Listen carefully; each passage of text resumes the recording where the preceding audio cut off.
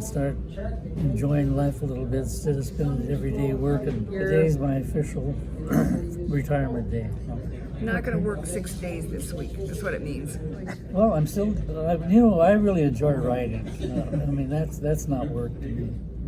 I kind of want to do a contemporary Indian, about what's happening now instead of everybody doing stories about us living in teepees. So it's going to be hard.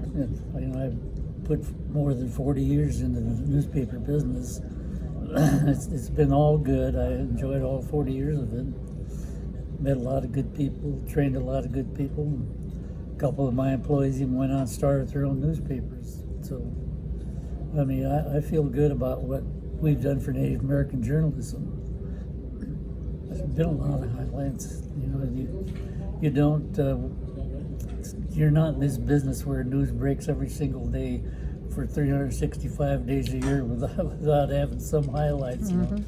So I think probably starting the Native American Journalists Association and being awarded the Neiman Fellowship to Harvard, those are two of the good things that happened just because I was a journalist. By having the paper, having people have a forum where they could talk about some of the problems, I think it helped kind of alleviate a lot of the problems that were there back in the 70s and 80s. Well, I felt that in order for us to be honest in our reporting on the tribal government, we couldn't be taking money from them, be totally dependent on them. Almost all the papers were owned by the tribes, and they could never criticize. I try to get away from it. I wanted to have a voice that was totally independent of any control. The paper survives on advertising. That's what pays the bills.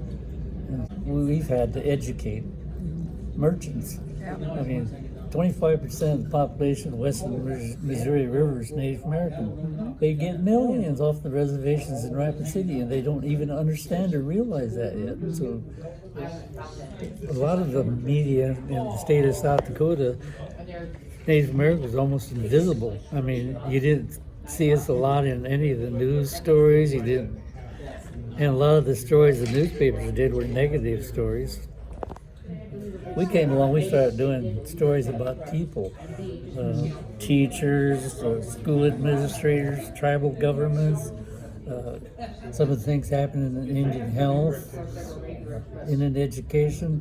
So we opened up, I think, a whole new door for the local media to look at and say, hey, these stories have been all this time, and we've never covered any of them.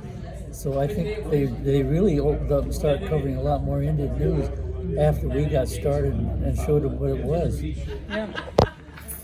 Well, good to see you. Yeah, I'll see you, Tim. Walking out the door.